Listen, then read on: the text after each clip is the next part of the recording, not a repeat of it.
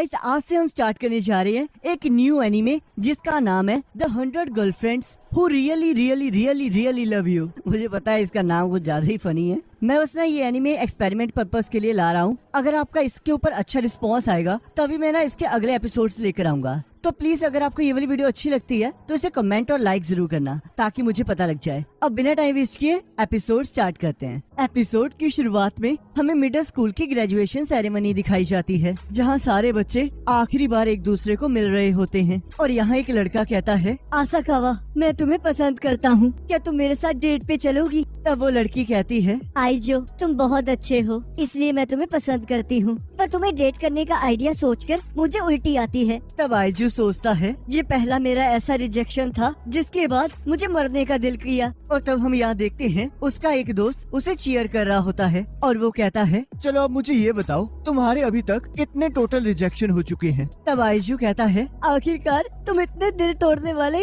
सवाल क्यों पूछ रहे हो? तब वो लड़का कहता है, क्योंकि आज के बाद मैं तुम्हें मिलने नहीं वाला हूँ। तब आइजू कहता है, ये समझ लो सेंचुरी पूरी हो गई है। तब वो दोस्त कहता है, मुझे तो बहुत हैरानी हो रही है कि तुम 99 रिजेक्शंस के बावजूद इतनी हिम्मत रख रहे हो। इसके लिए तो तुम्हें प्राइज मिलना चाहिए। पर मुझे एक चीज समझ नहीं आ रही, तो 100 तक पहुँचे कैसे? आखिरकार तुमने पहली लड़की को कब पूछा था? तब आइजू कहता है, मुझे अब भी वो दिन याद है, ये तब हुआ था जब मैं 8 महीने का था। जिसे सुनकर उसका दोस्त हैरान हो जाता है। तब आइजू कहता है, मुझे एक गर्लफ्रेंड की बहुत ज्यादा जरूरत है, मैं स्नोबॉल की जगह लव बॉम्ब्स की फाइट खेलना चाहता हूँ। तब वो लड़का कहता है, पर मुझे ये नहीं समझ आ रहा तुम्हें इतने रिजेक्शन मिले क्यों? तुम तो इतने अच्छे हो। पर चलो कोई बात नहीं, मैं उम्मीद करता हूँ कि हाई स्कूल में अगर तुम्हारे रिजेक्शन थोड़े और बढ़ भी जाते हैं तो तुम मरोगे नहीं। तब आइजो कहता है, मेरे अच्छे फ्रेंड होने के नाते कम से कम मेरे आने वाली जिंदगी को श्राप मत दो। और तब यहाँ हम देखते हैं आइजो भगवान से गर्लफ्रेंड मांग रहा होता है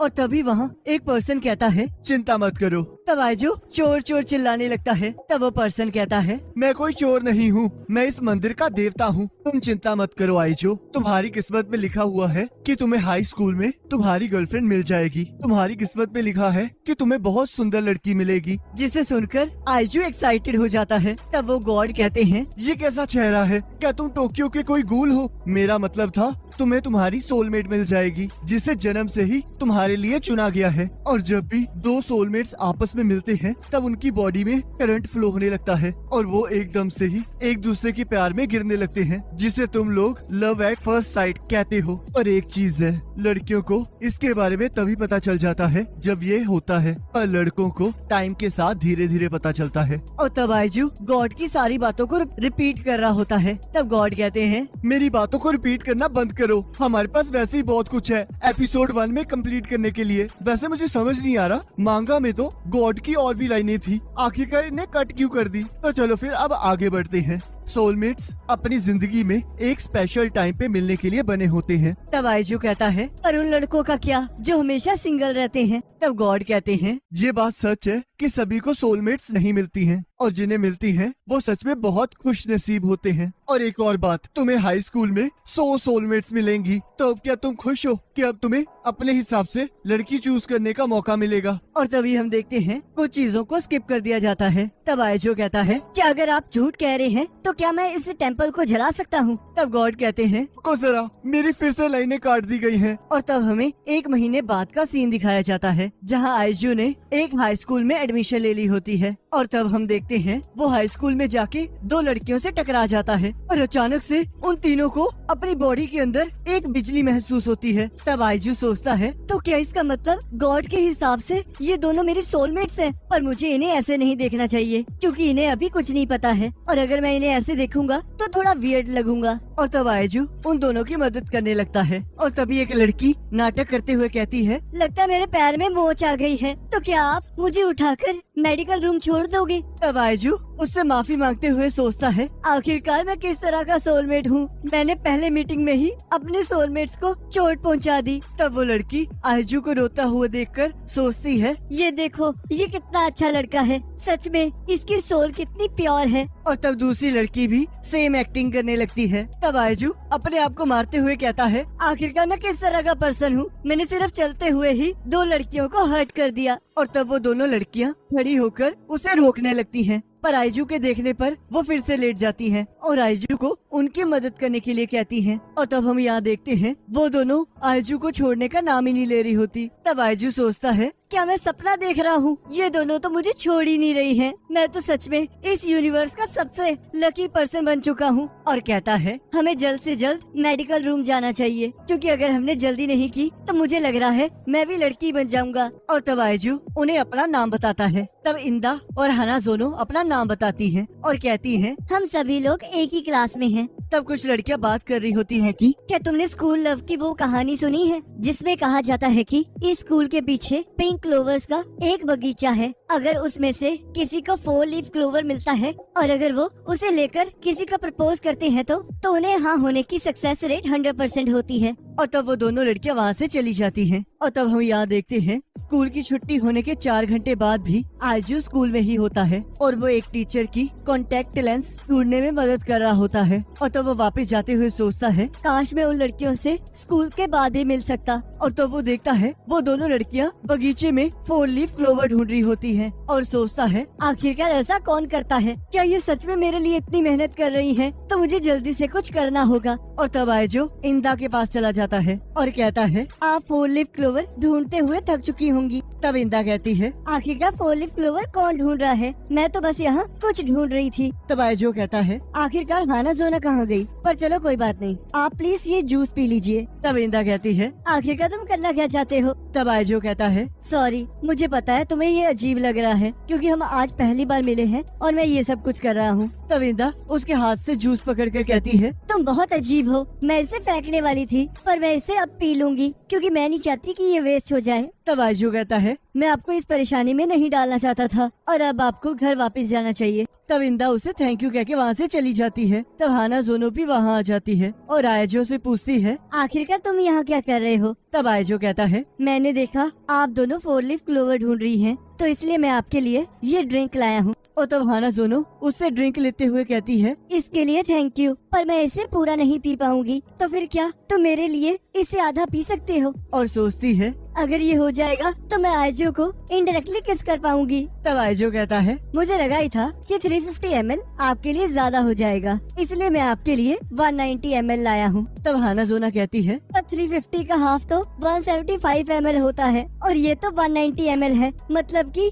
15 ml ज्यादा है और मुझे नहीं लगता मैं इसे पी पाऊंगी। और तब आइजू उसमें से थोड़ी ड्रिंक पी लेता है और उसे कैन देखकर सोचता है, ये तो इनडायरेक्ट किस हुई ना। और हम देखते हैं हाना जोनो एक्साइटमेंट के चक्कर में उस ड्रिंक को नीचे गिरा देती है और रोने लगती है। और तब आइजू उसे अपने कपड़ों पर गिरा हुआ जूस साफ करने के लिए अपना हैंकी देता है। और तब हाना जोनो आइजू का हाथ पकड़कर कहती है, मैं तुमसे प्यार करती हूँ, तो क्या तुम मेरे साथ बाहर चलोगे? मैं जानती हूँ ये थोड़ा जल्दी हो रहा है, पर मुझे लगता है मैं तुमसे पागलों की तरह प्यार करती हूँ और मुझे ऐसा लगता है वो मैं अकेली नहीं हूँ जिसे ऐसा फील होता है, तो इसलिए मुझे लगा मुझे ये पहले ही कह देना चाहिए, कहीं देर ना हो जाए। तब आइजू सोचता है, ये बात पहली बार किसी लड़की ने मुझसे पूछी है, मैं तो सच में आसमान में पहुँच चुका हूँ। और तभी वहाँ इंदा आ जाती है। तब आइजू पूछता है, आप इतनी सारी कैन लेकर यहाँ पर क्या कर रही हैं? तब इंदा कहती है, तुम ऐसा मत समझना कि मैं ये सारी कैन इसलिए लाई हूँ क्योंकि मैं तुम्हें तुम्हारी कैन के बदले कुछ देना चाहती थी। पर 1 मिनट रुको, और हाना जोनो आखिरकार कौन मर के तुम्हें ये करने का राइट दे गया? तो हाना जोनो कहती है, आखिरकार तुम कहना क्या चाहती हो? मुझे नहीं पता था